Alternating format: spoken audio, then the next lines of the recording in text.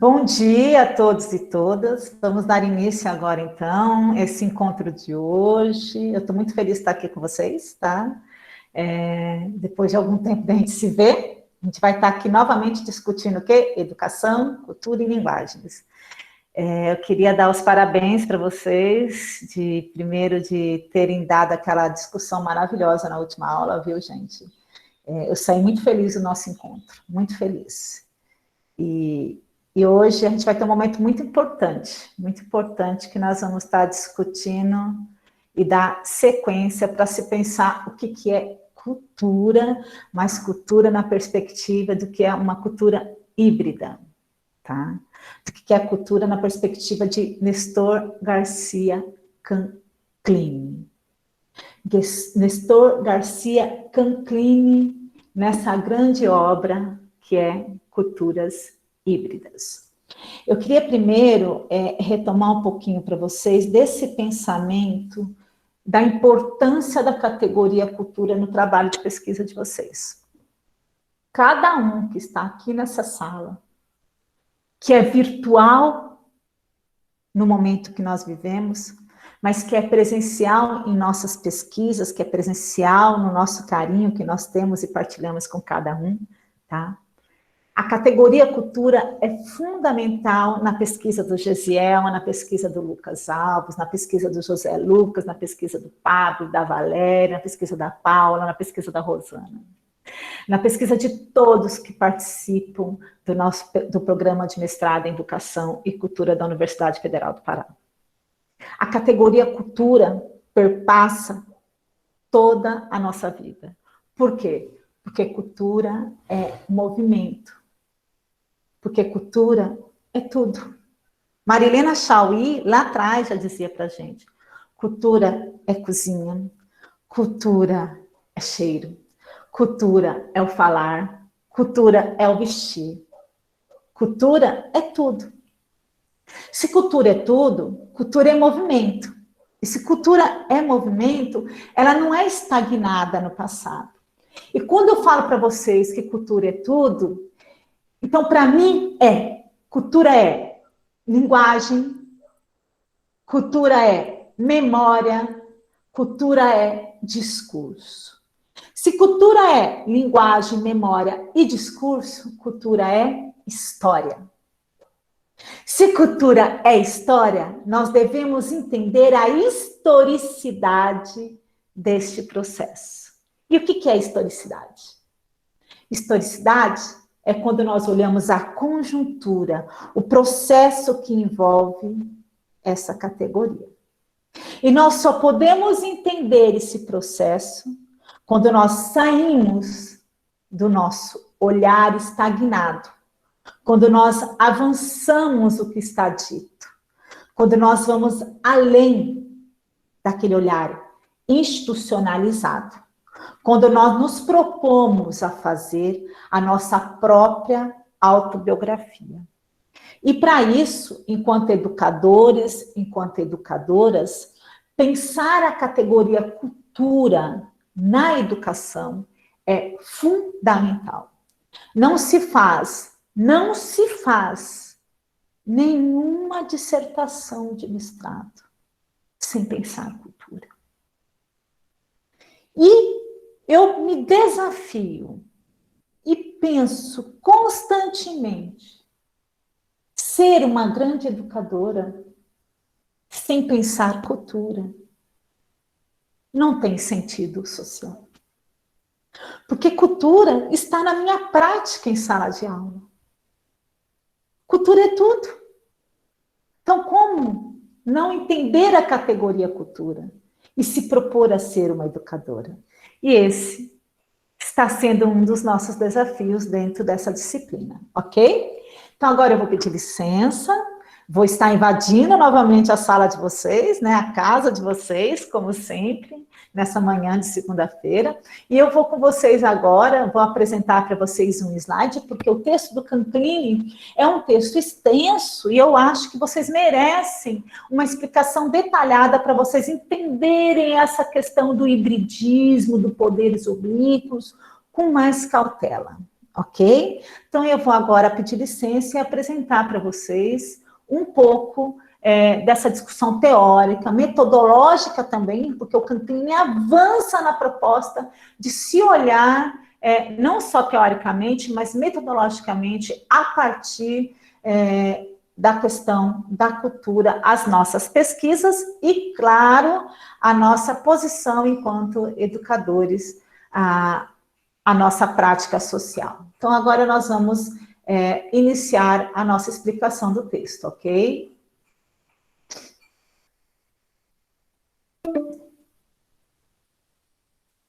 Vocês estão enxergando, pessoal? Ainda não, professora. Ainda não, professora. Quando aparecer, me digam. Apareceu? Não, professora. Ainda não.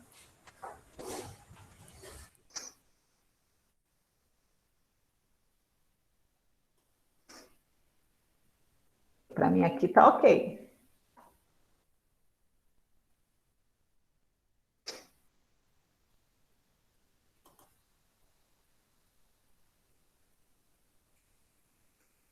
Não apareceu para vocês? Não. Vai. Não apareceu. Então, vamos lá. Ocorreu um erro, eu vou voltar e vou iniciar, tá bom?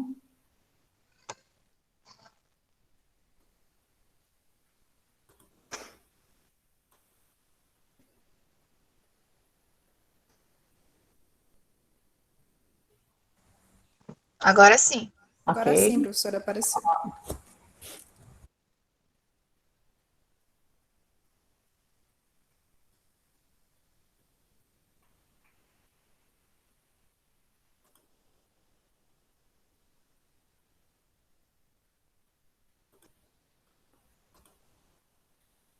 Apareceu? Estão vendo?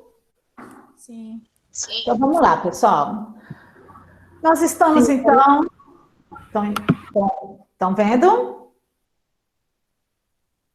Sim, professor. Ok. Pessoal, o texto de Nestor Garcia Canclini, primeiro assim, nós estamos trabalhando com um autor, que eu gosto muito de dizer, que ele é um autor que é marxista, né, parte de uma noção marxista, tá, thompsoniana também, e ele vem abordar essa discussão porque ele se preocupa principalmente com a categoria popular. Então, nesse texto, ele vai trabalhar, ele parte de um exemplo, tá? Ele vai partir de uma experiência, principalmente com a fronteira dos Estados Unidos com o México, ok? Então, ele vai abordar aí essa questão da cultura popular urbana, tá? E partindo dessa experiência, dessa migração, desse olhar a partir dos jovens. Nada melhor do que pensar nos jovens e dialogar isso com vocês. É uma realidade vivida e muito polêmica quando nós pensamos principalmente nos grandes centros urbanos e quando nós pensamos em redes fronteiriças, tá? Tente pensar nas redes de fronteiras. E o Canclini, ele é muito enfático a nos dizer que a gente não basta a gente pensar em entender a cultura, né? Nós temos que, acima de tudo, desmontar este conceito. Então, o que é desmontar o conceito de cultura? Então, não adianta a gente sempre querer ver o que surge de novo. Nós temos que pensar no como isso se hibrida, né? O que se surge de novos conceitos, mas também pensar como isso acontece dentro das classes, como as classes se negociam, se agenciam desse novo processo, tá? E nisso, o Canclini vai cruzar aí a questão do culto, vai cruzar a questão do popular. E quando a gente fala culto e popular, são duas categorias que sempre vêm sendo polinizadas quando a gente pensa em cultura. Vocês nunca podem esquecer o que era o erudito e o popular, né? Sempre tem aquela discussão da cultura erudita e da questão popular, que sempre colocou a disputa entre classes, né? Thompson já dizia isso para nós, né? Lá na questão quando ele pensava em Inglaterra, na questão de quando ele discutia os trabalhadores ingleses, né? Sempre pensando o culto do popular, pensando como a classe trabalhadora, e o erudito pensando como os dominantes. Então, sempre pensar o erudito e o popular é pensar na divisão de classes, né? E pensar essa divisão das classes, a gente não pode querer cruzar essas informações sem fazer um videoclipe. Quando pensa em fazer esse videoclipe, quando o Canclini vem dizer isso no texto, é para a gente voltar a fazer essa inversão, e fazer essa rememoração, né? A gente não pode pensar isso sem explicar o que são essas culturas híbridas. Então, o Canclini propõe isso, rotulando o seu texto, dividindo o seu texto em duas partes, né? E ele vai pensar isso tanto na questão do culto do popular. Primeiro ele vai dizer, olha, essa hibridação nada mais é, e ele expõe isso como uma questão de pensar o híbrido na questão da mescla. O que seria híbrido? É a questão do mesclar, a questão dos gêneros impuros, né? Ele fala, olha, tem uma discussão muito forte em cima disso. Olha, ele fala, olha, está se hibridando, é a questão da mistura, está se hibridando o que se chama de gêneros impuros. Então, quando se pensa no híbrido, dentro dessa perspectiva da culturas híbridas, se separou o mescla e se separou o que se era impuro. Mas o que é isso dentro da perspectiva de Canclini? Ele vem dizer, olha, primeiro vamos pensar no que é esse espaço público e teleparticipação. Bom, as transformações culturais não é um espaço utilizado somente pelos meios de comunicação. Primeira coisa que tem que ser dita é isso. A gente sempre tem que associar o crescimento urbano pensando na hibridação cultural. Nós nunca podemos dissociar a questão do urbano sem pensar no hibridismo cultural.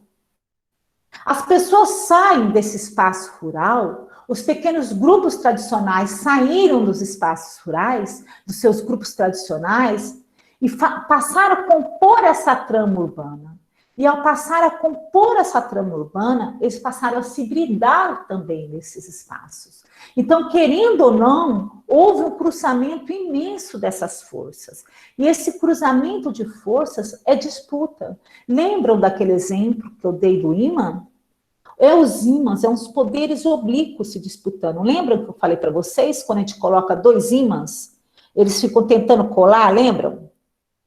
Tenta colar, colar, colar e não cola, são disputas de forças. Vamos lembrar da sopa novamente. Eu sempre coloquei o exemplo da sopa para vocês. Eu sempre dou esse exemplo porque eu acho ele muito forte, né? Eu faço a sopa, eu coloco o pimentão, eu coloco a batata, eu coloco a cenoura, eu coloco a carne. A sopa é um ovo. Só que se eu colocar pimenta na sopa, a pimenta vai ressaltar, ela não vai deixar de ser uma sopa. Só que a pimenta vai ganhar o sabor. Então, mesmo sendo uma sopa, tendo todos os produtos ali dentro, eu identificando que é uma sopa, que tem a batata, que tem a carne, a pimenta ganhou. Então, a sopa é a hibridação de várias culturas, mas a pimenta ganhou. Entendeu? Há um cruzamento de força, então sempre há uma crise, sempre há uma relação de dominantes e dominados. E nessa comunicação, sempre há essa disputa de público e de privado. E a TV tem uma participação muito grande dentro disso. Eu gosto muito de pensar no que acontece no Brasil. Ele parte aqui do exemplo do México, né? Vamos partir do que acontece no Brasil, né? Dentro do nosso espaço privado, quem que participa muito dessa disputa de poderes? Não é a TV? Não é a TV, gente? Exatamente. Não é? Porque ela fica bem de mediador, né? Ela fica de mediador, né? Então, esse espaço público, a teleparticipação, como que nós participamos de tudo que está acontecendo nos Estados Unidos? Pela TV, não foi? Foi pela TV. Então, assim, querendo ou não, a gente faz parte de toda, porque acaba sendo, é uma hibridação, a gente acaba se hibridando com a própria cultura americana, né? Então, a gente faz toda essa participação do espaço público até a participação, tá? Então, viver na cidade por Canclini não é simplesmente dissolver-se na massa. Tem alguém pedindo para entrar, vou ter que autorizar, tá? Um minutinho só. Não é simplesmente dissolver-se na massa. Minutinho, gente, eu vou ter que sair da participação e voltar.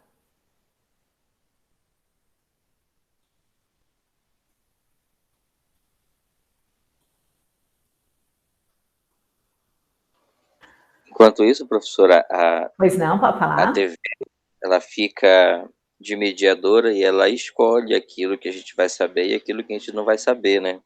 Aquilo que ela vai publicar e aquilo que não vai publicar. Inclusive, Sim. esse exemplo que ela usou, enquanto a TV estava dando audiência para o que estava acontecendo nos Estados Unidos, metade do Brasil não estava sabendo o que estava acontecendo no Amapá, né? Sim, e isso essa teleparticipação do Canclini, eu acho que ele aborda muito bem quando a gente pensa nas questões fronteiristas, né? Como esse mundo da teleparticipação faz o domínio do que é híbrido e do que não é. Como escolhe o que é que seja, né? Como que a disputa de força chega e seleciona a memória. E é outro ponto que a gente vai chegar depois desse livrinho que a gente deixou de discutir semana passada, por isso que eu vou deixar ele por último, entendeu? Para a gente poder amarrar a discussão do que é híbrido para o Canclini e como o Curral aborda muito bem como esse híbrido interfere nessa questão dessa cultura nacional, né? Então, vamos voltar para apresentar agora. Espera que alguém está pedindo para participar de novo. Vamos lá.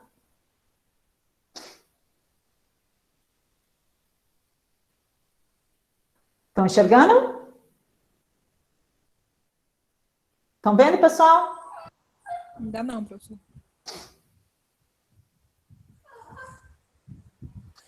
A hora que estiver vendo, me fala, vá. Sim, apareceu. Vamos lá. Então, assim, quando o Canclini vem dizer que não basta simplesmente dissolver-se na massa, ele vem justamente nos questionar para a gente pensar nessas diferentes formas de sociabilidade. Porque por mais que a cidade seja todo esse espaço híbrido, ela tem os seus espaços próprios, tá? Ela permanece com esses espaços próprios. E esses espaços próprios, eles são carregados de sentidos. Mas há também na cidade a perda de sentidos.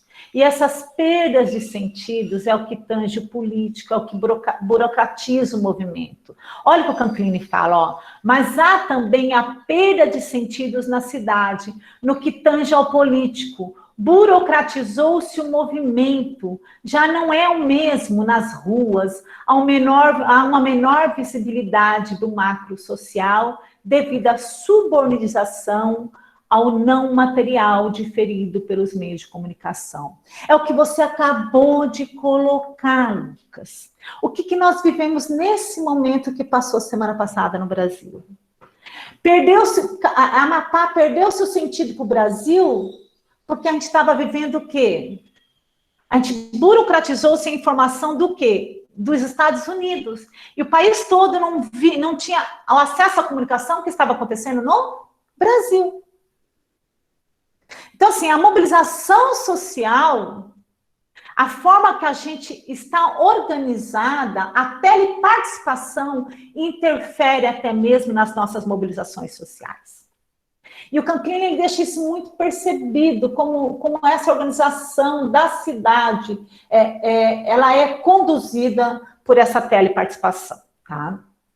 A mobilização social estruturou-se nas cidades, mas nela também se fragmenta.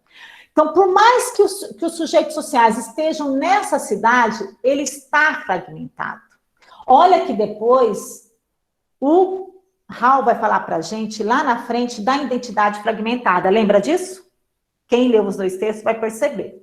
Então, olha só o que o Canclini vai dizer. É necessário uma reorganização do espaço público que interfira na cidade e na comunicação, pois as identidades coletivas somem cada vez mais na cidade. Gente, por isso que eu não posso ficar falando aqui. Se as identidades coletivas sobem cada vez mais na cidade, vai estar conosco pensando nesse sujeito fragmentado que o Hall vai colocar lá no outro texto para nós. Então, como que eu vou falar de cultura nacional?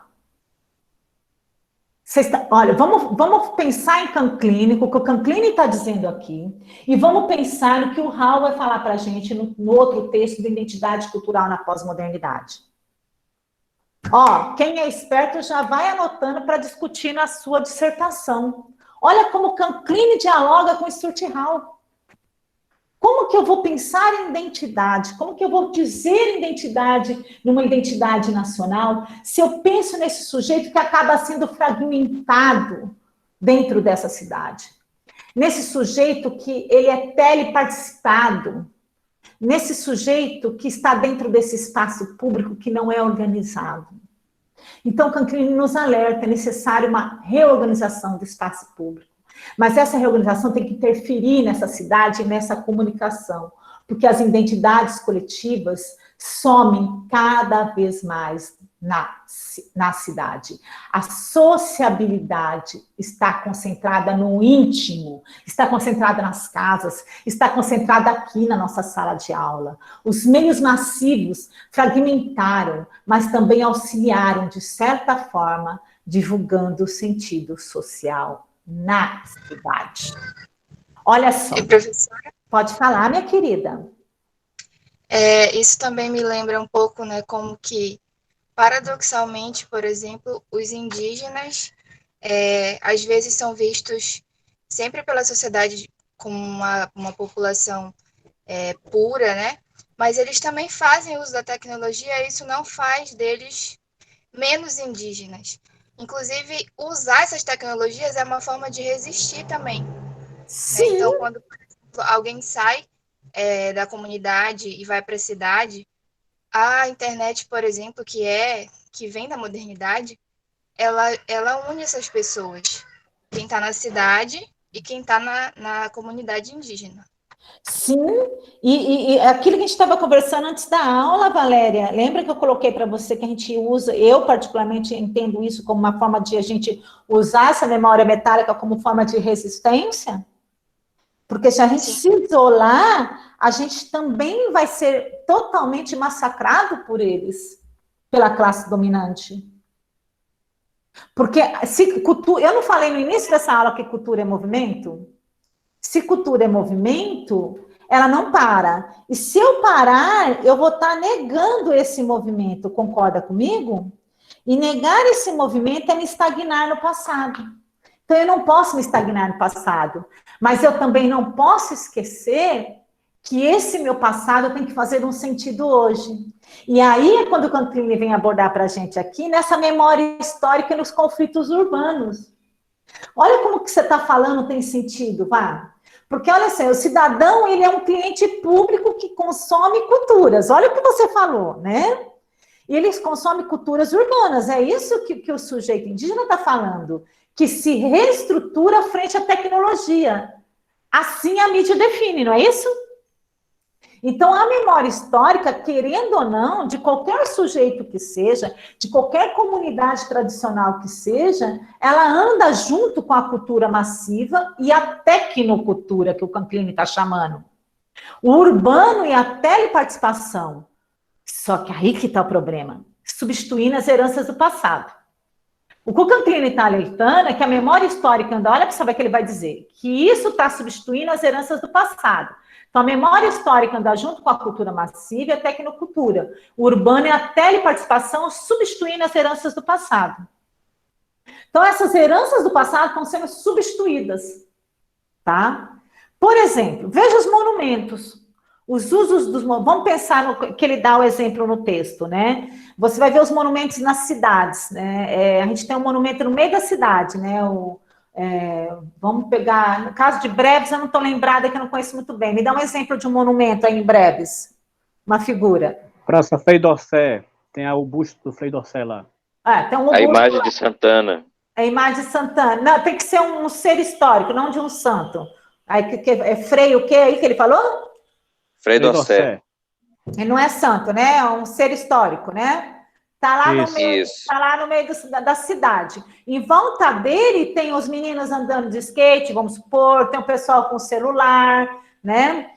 Tem os carros passando em volta, tá tudo convivendo com ele. Eu vou pegar outro exemplo em Cametá. No meio da feira do Cametá, como é o nome dele? Tem alguém de Cametá na sala? Gesiel tá aí, né? É de Cametá? Gesiel? Sim, eu sou de Cametá. Como é o nome lá do rapaz? Oi. O nome daquele busto histórico no meio da feira de Cametá? Professora, eu esqueci agora o nome dele. Égua, mano, vai levar uma buchada. Eu, tudo bem que eu não sou daí. No meio da feira de Cametá tem um representante, um viajante muito importante, tá? Aí tá lá. Sim, eu sei. Tá? Então, assim, a gente não pode... A mesma coisa de ter um busto de uma pessoa, uma figura importante. Pedro, um busto importantíssimo no meio da cidade, e aí está convivendo com tudo isso de memórias passadas e convivendo com toda essa modernidade em volta dele. E o Canclini dá muito esse exemplo que vai além. Então, veja bem, os usos do moderno e pós-moderno da história. Os monumentos vão além dos espaços das escolas tradicionais, e eles sempre são enaltecidos. Tá? Então, esse conviver com esses espaços. Então, essa simbologia urbana contemporânea, ela está sempre com esse contato. A gente tem, por exemplo, o Zumbi dos Palmares, no meio da praça, que é um monumento histórico importantíssimo, convivendo com skatista, convivendo com grafiteiro, convivendo com as meninas que estão conectando o sinal da internet embaixo dele. Então, são memórias históricas em conflito com o urbano. Tá? Então, a memória histórica, ela caminha junto com essa massiva, com essa tecnocultura, com essa teleparticipação. Tá? Ela está sempre caminhando junto.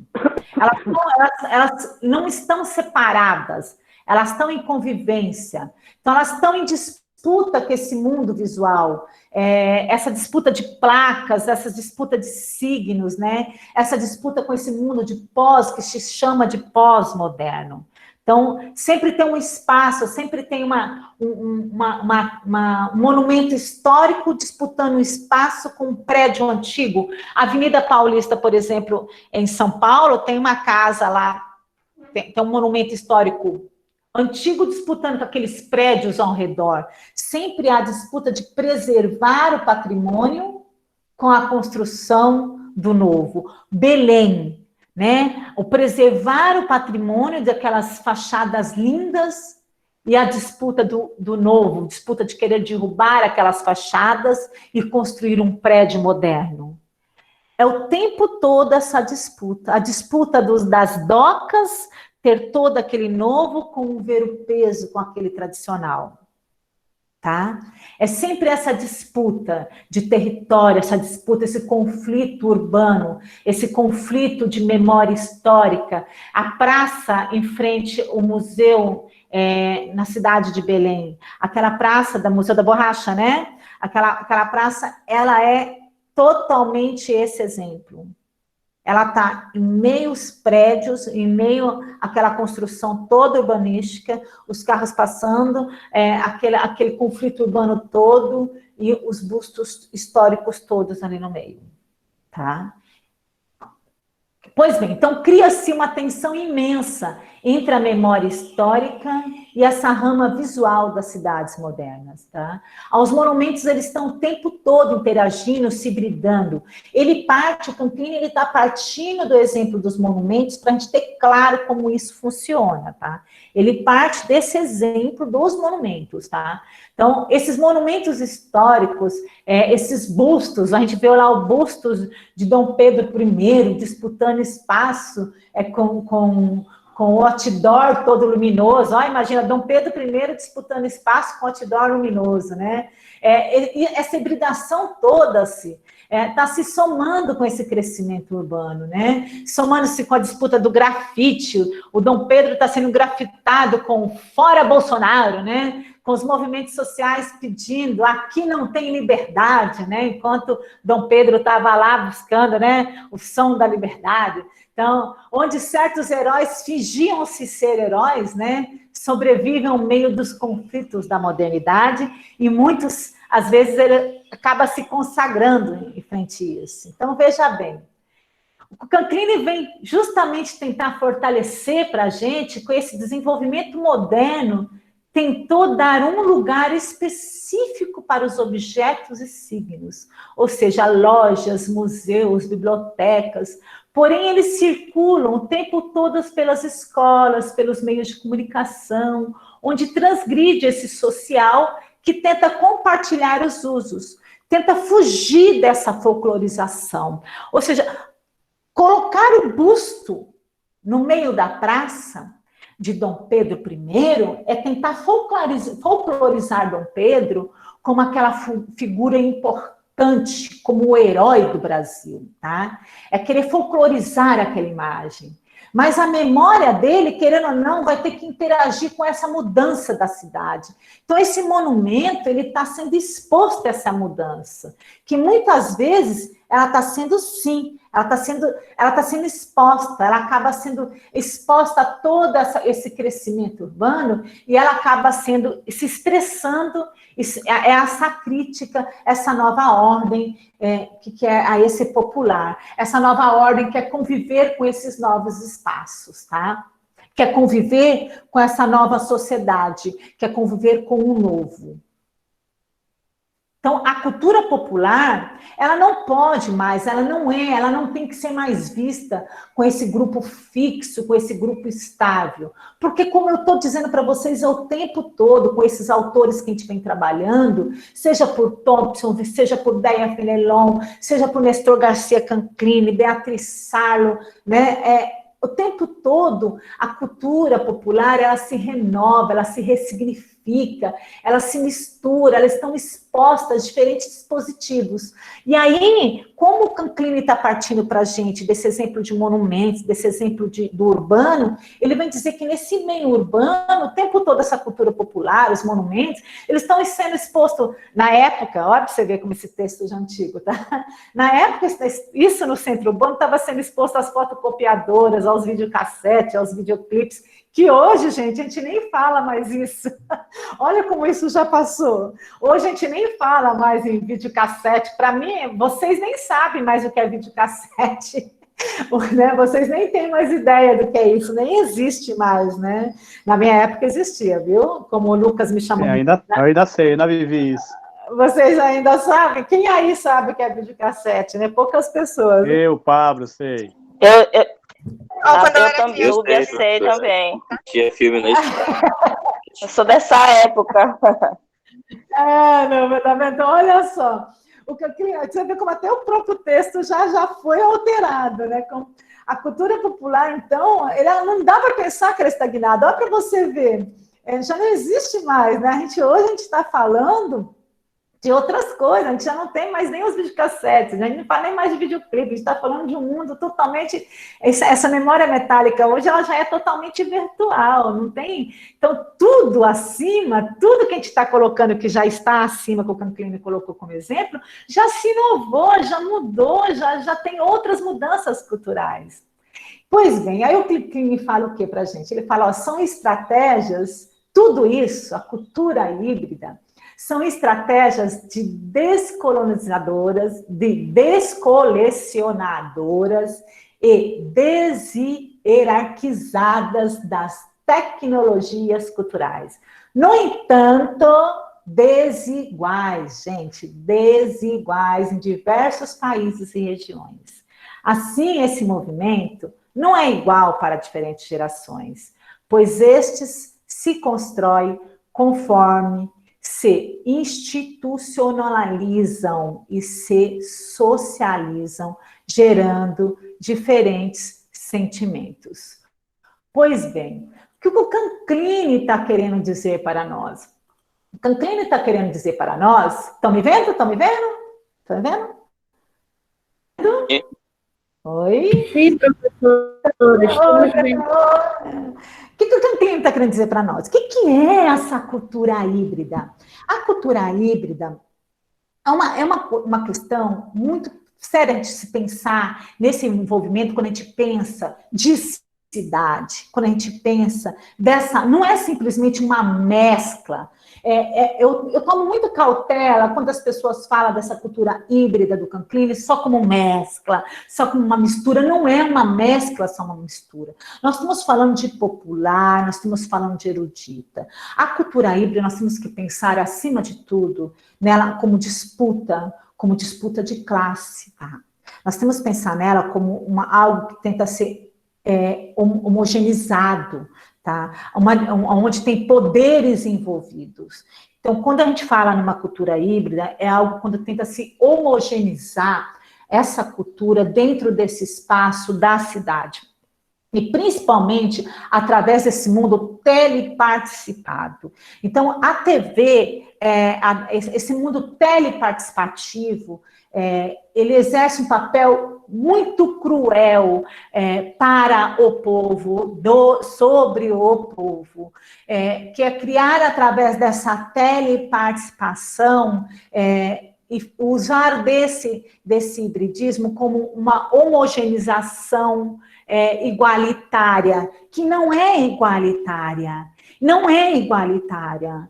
Há diferenças. Só que aí eu gosto de trazer junto com a gente a ideia que Marilena Chauí fala, só que isso não é passivo, isso não é passivo, isso não é simplesmente calmo, isso não acontece num calmo, há disputa, há tensões, e essas tensões ocorrem cotidianamente, e o Canclini deu-nos os exemplos do monumento, por isso que ler Canclini tem que se ler nas entrelinhas, ele deu o exemplo do monumento, olha como essa memória histórica é disputada pelas novas tecnologias, do que se chama de pós-moderno, é disputado o tempo todo, porque a cultura está nesse movimento constante. E a escola exerce um papel fundamental nesse movimento. Exerce um papel fundamental de mostrar que esse movimento tem que estar constante, de olhar como esses sujeitos estão dentro desse processo, de mostrar que essa cultura híbrida, essa mistura de erudita e popular, não é algo simplesmente que acontece na pacificação, não se pode perder essa memória histórica sem olhar a participação dos sujeitos, como os sujeitos estão dentro desse processo. E dentro dessa discussão, nós temos que retomar como aparece, então, a identidade cultural abordada por Stuart Hall, que a gente não pode deixar de trazer o Hall, que a gente na última aula não deu para a gente discutir, para pensar essa questão de identidade que Canclini aborda, trazendo culturas híbridas, mas não aprofunda como identidade. E o Hall, primeiro assim, vocês entenderam o que é culturas híbridas? Sim, professora. Entenderam? Núbia? Bem claramente. Entenderam, entender. gente? Até porque, como ele professora, colocou que ele é tranquilo. marxista, né? Ele Aham. pauta muito a análise dele no conflito, né? Então, o próprio conflito da cultura do passado com a atual do presente, né, vai hibridar essa cultura. Sim. Sim. E é importante que a gente entenda, eu acho muito importante entender esse conceito de hibridismo do Canclini, porque muita gente, quando o Canclini traz esse conceito, eu achei muito perigoso a forma que foi sendo usado com o conceito de hibridismo de Canclini, sabe? A gente não pode pensar só como mescla, a gente tem que trazer sempre a questão de classe, sempre os sujeitos para se pensar culturas híbridas. A gente não pode pensar só, é uma mistura de culturas na cidade. Não é só isso. Tem sujeitos envolvidos nesse processo, tem disputas. Eu acho que, para mim, o melhor de tudo nesse texto Canclini, para mim, é quando ele traz para se pensar os poderes oblíquos, né? Que são as disputas dos poderes dentro dessa hibridez todas, né? Dessa disputa de poderes, né? Que ele chama de poderes oblíquos, né? Que eu chamo da disputa dos ímãs, né? Que vai lá trazendo, que eu trago o exemplo da sopa para vocês, tudo. Mas que não pode perder de vista a questão das tradições, né? De como como as culturas, as tradições estão por dentro, estão sempre permanentes também dentro desse processo. Como a gente resiste?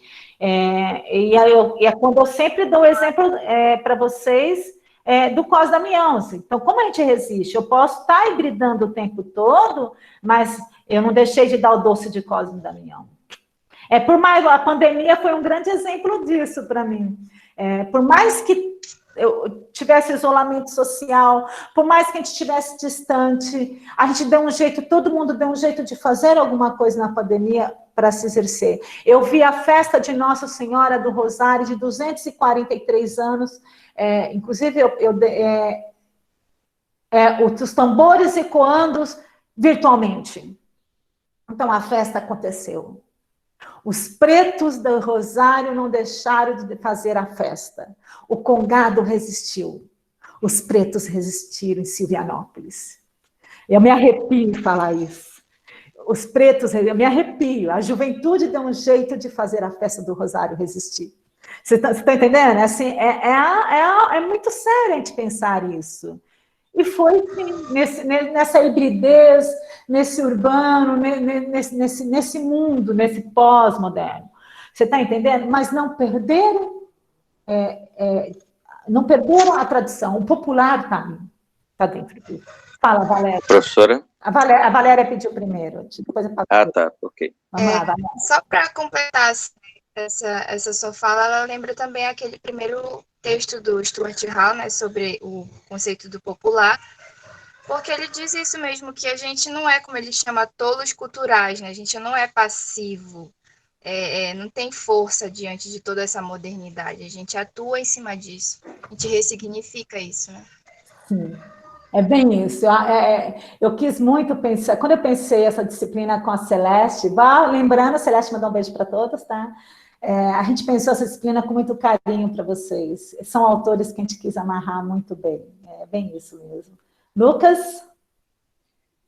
Só pensando nesse exemplo que a senhora deu aí, professora, eu não sei se poderia contextualizar bem a nossa questão aqui, da questão do ribeirinho, que inclusive eu acho que a gente até discutiu na aula passada, que há um certo tempo atrás, há uns 20, 30 anos, o transporte era o batelão, que tinha um remo comprido, grande, que ficava atrás na canoa. Aí foi evoluindo. Hoje você chega no interior, em casas no interior, que não tem nem casco, eles só tem a rabeta com o rabudo atrás, e você entra na casa, tem uma TV, tem Wi-Fi, tem internet, tem uma antena parabólica, tem uma antena de celular, mas ele continua sendo ribeirinho. Sim. Ele foi se misturando, foi usando dessas tecnologias, mas ele continua sendo ribeirinho, né? Eu acho que a gente pode contextualizar também dessa forma, não sei se estaria correto. Sim, você assim, não deixou de ser ribeirinho. Você não deixa de ser ribeirinho porque você está folclorizar. Eu vou pegar pelo folclorizar que o Campini colocou. Acho que o exemplo do indígena é bem isso também, né? Das comunidades. Tentar folclorizar a cultura estagnada no passado é uma tentativa, principalmente dos dominantes, porque daí eu tiro o sentido de que você tem cultura no movimento, e aí eu tiro o sentido de que você pode ter poder. Eu te torno histórico estagnado no passado, e isso eu faço com que você não precisa ter direitos, que você não tenha posse. Então, é interessante você pensar como o direito da memória é uma luta constante. Tá? E também, assim, a cultura não está só em um objeto, né, em uma coisa. Ela é, como a senhora disse, tudo. Então, ela está na nossa forma de ser, de andar, de pensar, em tudo, nas coisas mais profundas, digamos assim, né, de quem nós somos. Sim, eu gosto muito de dizer, Valéria, que cultura para mim quando eu falo tudo, é meu corpo falando, é meu cheiro. Eu não consigo imaginar a perspectiva, eu não consigo fazer uma interpretação de um diálogo com um narrador, com uma entrevista, sem estar perto e sentir o cheiro. Então, esse período de pandemia está muito difícil a gente trabalhar com memórias, por conta desse sentido. A gente tem que ficar olhando a tela, tentar imaginar as pessoas, né? Então, quando a gente pensa em cultura, realmente é tudo. Então, é qualquer ato, é qualquer sentimento, é qualquer mobilidade. Né? Alguma coisa do Canclini, gente? Podemos partir para o Raul, para a gente tentar trazer Canclini e Raul junto? Professora, eu só queria dar uma contribuição aí. Claro, Rô. Quando a gente analisa essa disputa, né, da cultura popular e a cultura erudita, né, a gente percebe a questão do papel da mulher na sociedade, né? Antes a mulher, ela não tinha os seus direitos sociais, ela não tinha direito nem ao voto. E com relação à tradição, a mulher, ela não tinha, ela sempre foi,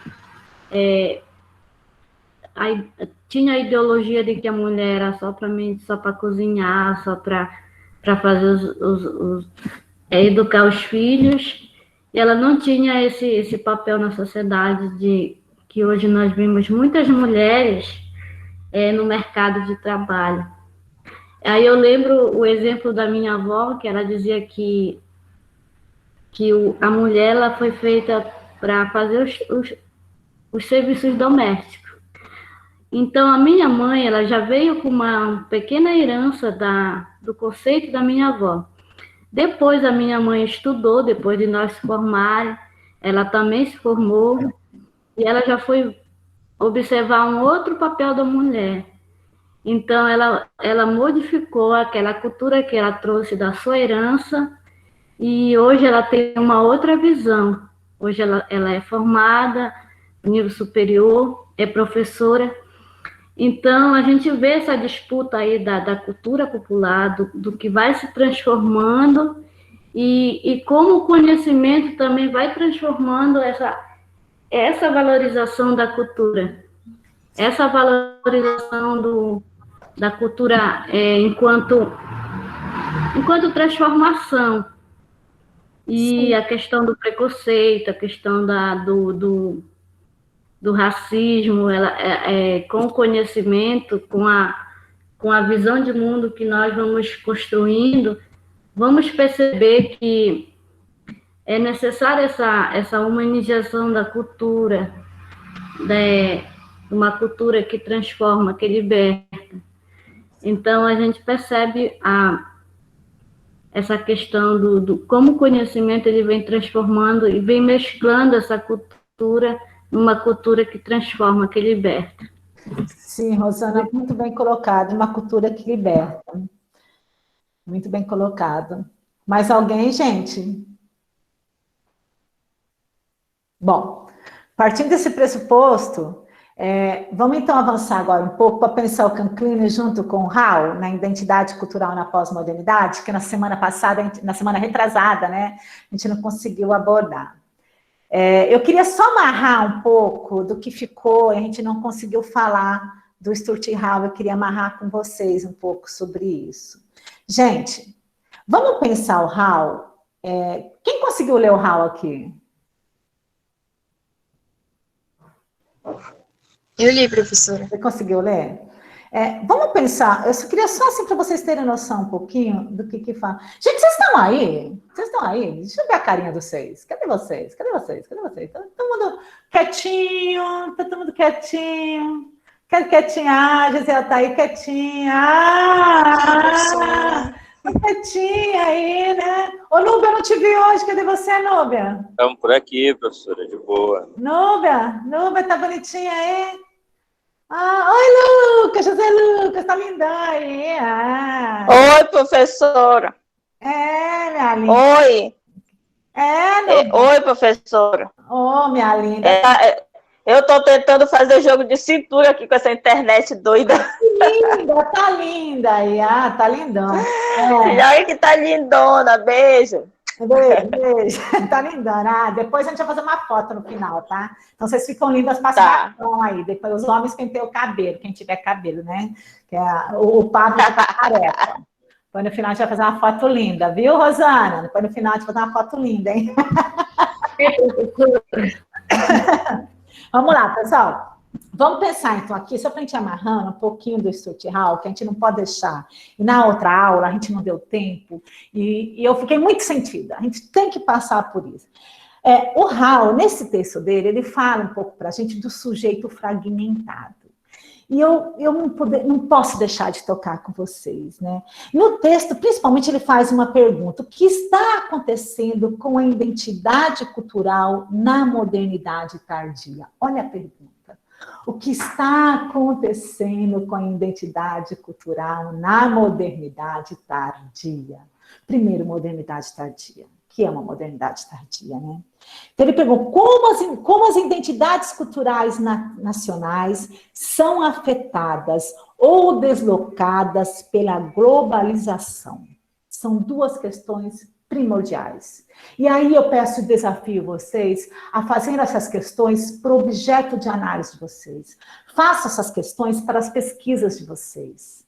Quando vocês fizerem essas questões para as pesquisas de vocês, vocês vão trazer respostas maravilhosas para a escrita da dissertação, tá?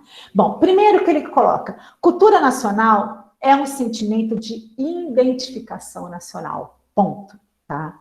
Então, na verdade, se é esse sentimento de identificação nacional, a identidade nacional para Hall, ela não é aquela no que nós nascemos, ela é mais o que se representa, ela é aquela que representa, o que é representado para nós, tá?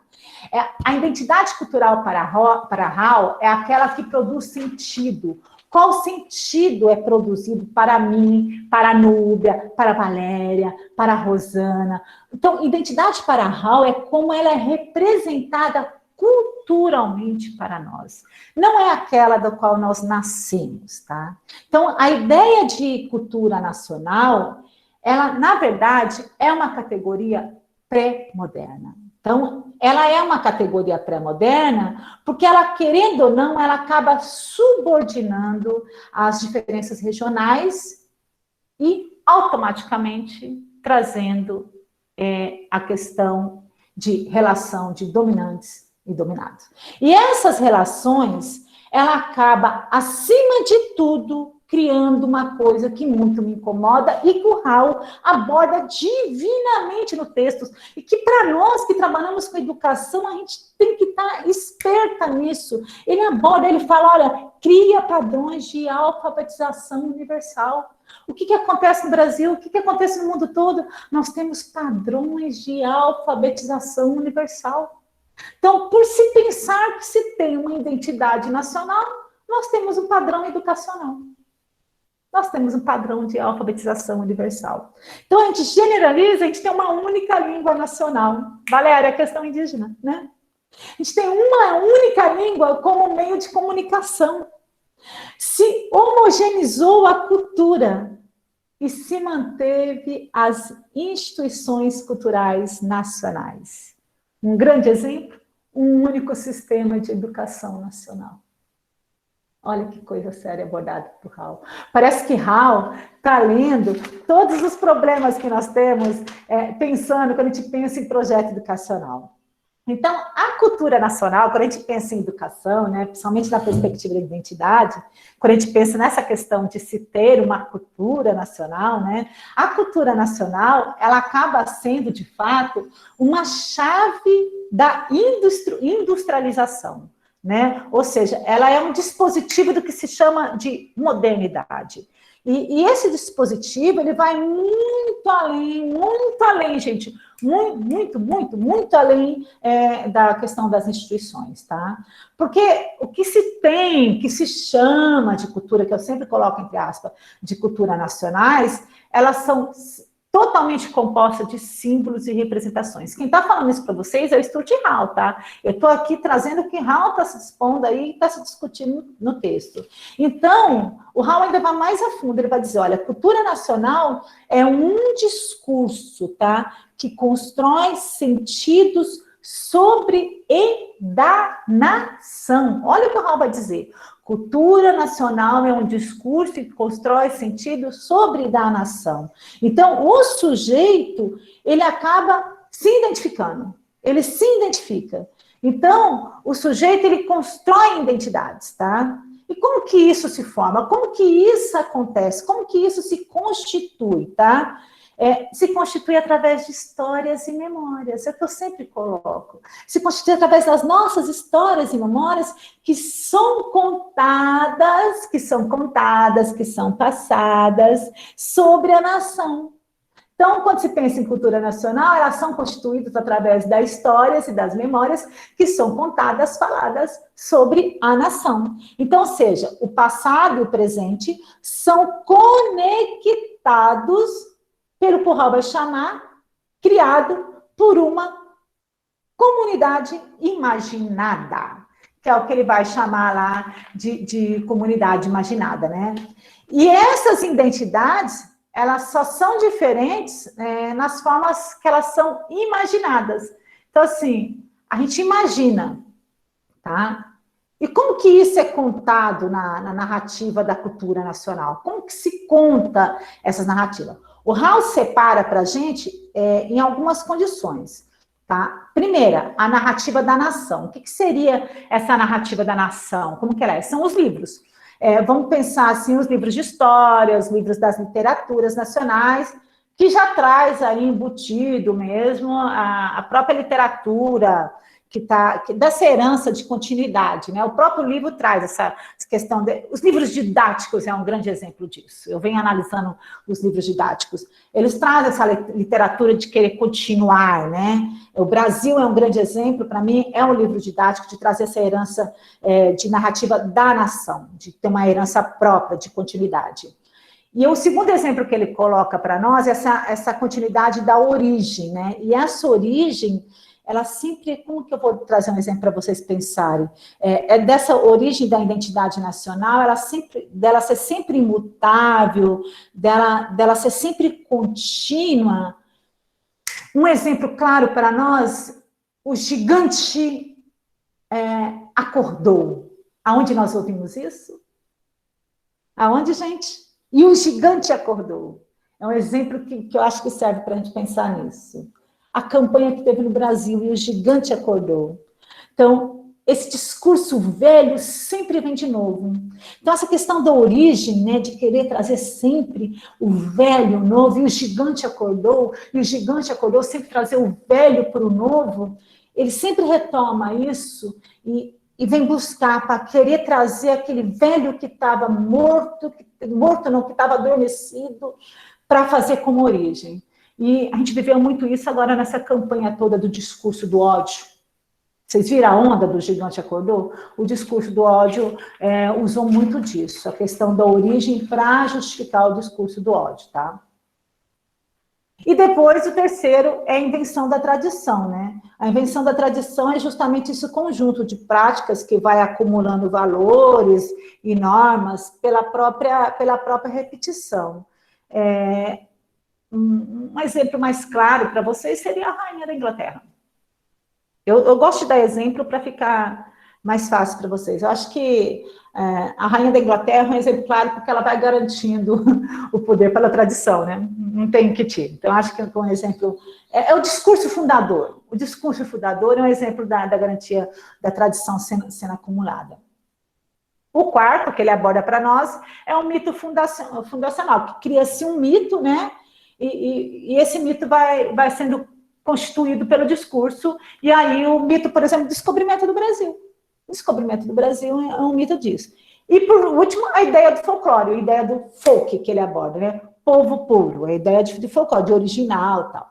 Então, o que a gente pode verificar nesses pontos que eu estou passando rapidamente para vocês terem essa noção de ideia que é constituída, de ideia de uma questão de cultura nacional, né, da identidade nacional, dessa busca de se querer constituir esse conceito dentro do Brasil, que o Rao vem tentando desmistificar, tá? Eles apontam esses 5 pontos, e esse discurso de cultura nacional vem abordando esses 5 pontos para se verificar que esse discurso não é moderno. O Rao traz isso para dizer para vocês, olha como esse discurso de dizer que há uma cultura nacional não é moderno. Porque não é moderno porque usou do folk, usou da invenção da tradição, usou do mito nacional, usou das origens.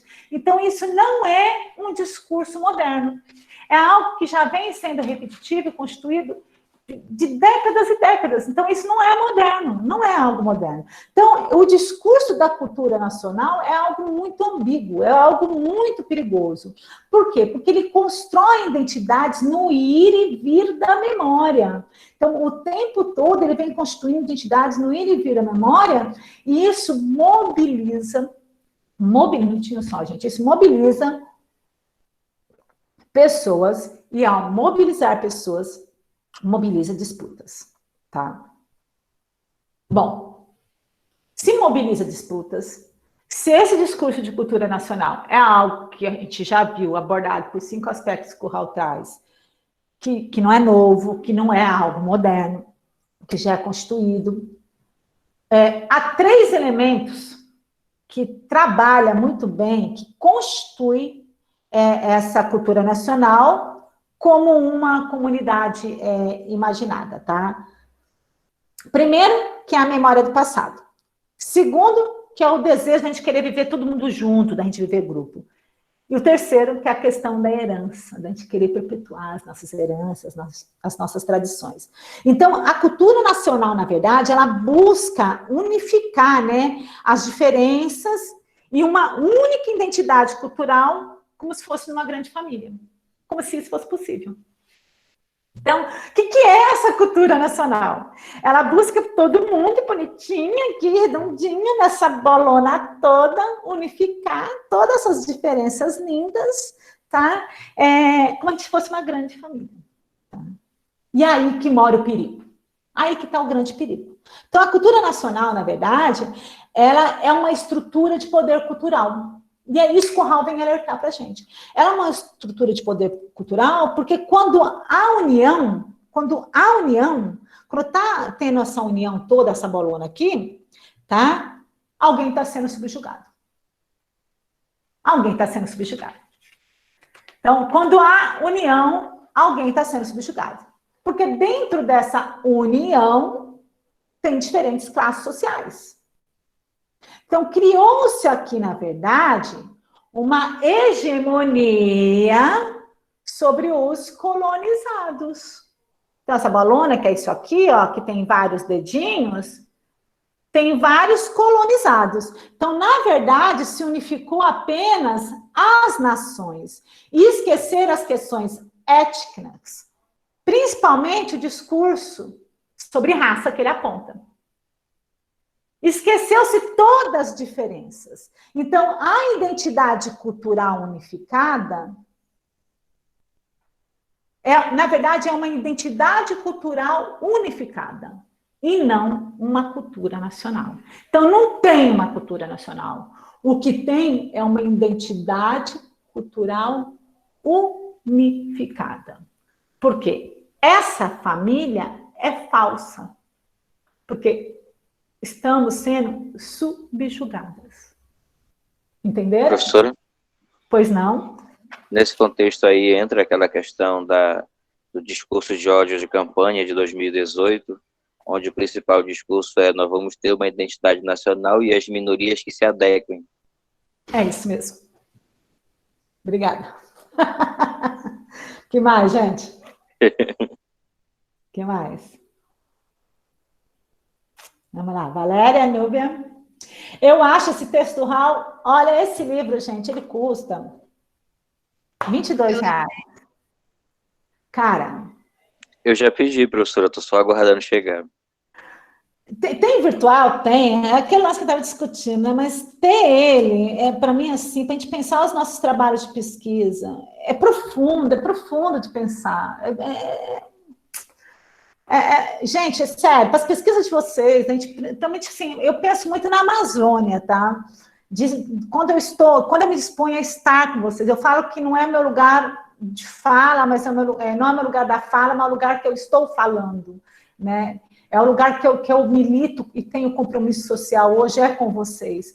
Então, quando alguém vem me criticar, fala, mas você nem é paraense, você nem é isso, eu falo, mas é o lugar que eu defendo, é o povo que eu luto por eles. Então, não pode ser, não é meu lugar da fala, mas é o meu lugar de fala, qual eu estou militando, a qual eu defendo, e é o povo que eu luto por eles. Entendeu? Então, assim, é muito interessante a gente pensar como a questão da identidade. Nós não temos uma Amazônia, nós não temos um Pará. nós não temos, a gente não tem um Marajó, entendeu? Então, a gente não tem uma ilha, a gente tem várias ilhas. Então, assim, a gente tem que pensar, isso aqui é fundamental para pensar as pesquisas de vocês. Eu venho orientando os trabalhos de escolas ribeirinhas. Que eu falo hoje que eu nem falo antes, aí tem uma nomenclatura que eu venho polemizando muito sério nas prefeituras, que eles chamam de zona rural das ilhas, né? Que não é. As escolas não são só das ilhas, quando elas são rural das ilhas, né? Existem vários outros conceitos de se pensar, tá? E tem várias discussões aqui dentro que vai ajudar vocês, pessoal. Seja quem trabalha com escola, seja quem trabalha com comunidades tradicionais, seja quem trabalha com o corpo, com a dança, com a literatura, tá? Quem trabalha com documentos de museu, quem trabalha com livro didático, com o que seja, pense em identidade. E o Raul traz essa discussão muito forte para nós. Alguém quer apontar alguma coisa? Pois não? Mandar esse livro aí do Raul para aquele secretário Roberto Alvim, né? Que também falou disso no governo do Bolsonaro, foi até tirado, porque depois dessa não deu. São coisas assim que a gente não pode engolir mais. Eu acho que assim, falar de uma cultura nacional é muito sério no Brasil, né? Acho que a gente tem que pensar em a identidade cultural na pós-modernidade. Eu discuto muito até o termo pós-modernidade, o termo modernidade, né? A gente tem que pensar muito de que identidade nós estamos falando. Nós não estamos falando de um Brasil, nós não estamos falando de uma Amazônia, nós não estamos falando de um Pará, né? Nós mesmos temos diferentes posições sujeito em nossas vidas. Neste momento, a minha posição sujeita é a posição Andréa Domingues, professora. Né? Então, nós mesmos temos diferentes posições sujeito. Então, nós temos que pensar muito bem, a identidade cultural é algo muito emergente. Não posso dizer que eu tenho uma cultura nacional. Eu não tenho uma cultura nacional. Então, o que fizeram ao chamar isso aqui de cultura nacional, eles fizeram as identidades nacionais, isso não tem. Tá? Isso é muito perigoso. Então, pensar em identidade nacional e pensar em identidade cultural, pensar em hibridismo e culturas híbridas são questões fundamentais para se pensar os trabalhos de cultura e educação hoje no Brasil. Alguma dúvida? Professora, pois não. Esse texto e essa discussão que a gente está tendo hoje vai me ajudar muito a pensar a minha pesquisa, porque, assim, quando se pensa dentro dessa identidade, e aí se pensa uma comunidade quilombola, e aí pensa-se as identidades culturais dentro de uma comunidade quilombola, onde tem uma escola que está na comunidade, mas se questiona, é da comunidade, é dos interesses da comunidade, ou é uma escola que reflete os interesses do governo? Porque é uma escola do governo, é uma escola, como a senhora falava em outra aula, é uma escola pública, então ela reflete o pensamento, o plano de educação do governo. Então, aqui, até que ponto a educação interfere na identidade cultural da comunidade e até que ponto a comunidade consegue resistir e interferir nesse processo educacional, nesse plano de educação unificada do governo. Então, pensar essa identidade a partir dessa ideia do Raul coloca para a gente, isso aí vai me ajudar muito a pensar esse papel da educação dentro da comunidade quilombola também. O Lucas, dá uma olhada nos textos do Saviano e do Sanfilippo. Eu não estou me lembrando o nome do texto, o Sanfilippo já me falou, mas eu me esqueci. Eu vou perguntar para ele novamente. Eu venho discutindo muito que não é uma escola pública, é uma escola do Estado. Tá? Eu não falo mais em escola pública. Porque se a escola fosse pública, nós podíamos participar e discutir o projeto que nós queremos. Então, nós estamos falando aqui de uma escola do Estado, que representa uma ideologia do Estado. Não representa a ideologia da qual nós queremos trabalhar, que é uma educação para todos, gratuita e de qualidade. Exatamente. Aí uma das informações que eu tive dentro da comunidade é que essa comunidade lá, ela é mais antiga do que a própria sede do município. E aí apenas no ano passado foi começado a discutir um plano de educação para uma comunidade quilombola. o plano de educação da escola para a comunidade quilombola. Então, a escola existe ali há mais de 100 anos dentro da comunidade, e agora que se foi começado a discutir um plano de educação de identidade quilombola para a comunidade. Então, isso aí é uma situação muito complexa a ser pensada dentro da pesquisa. Você tem muito pano para manga para se pensar dentro da pesquisa. Bastante material. Bastante. Se aprofunde, meu querido, se aprofunde. Tem muito material. Lá vem trabalho pela frente. Lá vem. Pessoal, alguma dúvida, meus amores? Meus lindos, alguma dúvida? Sem dúvidas. Vocês estão animados? Eu estou achando que vocês estão... Tem, então. Tá A explicação Também, tá boa, sem professor. dúvidas. Então, tá bom. Bom, meus queridos, então, por hoje, nosso conteúdo era esse, tá? Nosso próximo encontro, deixa eu abrir aqui. Nosso próximo encontro, deixa eu parar de gravar um minutinho só.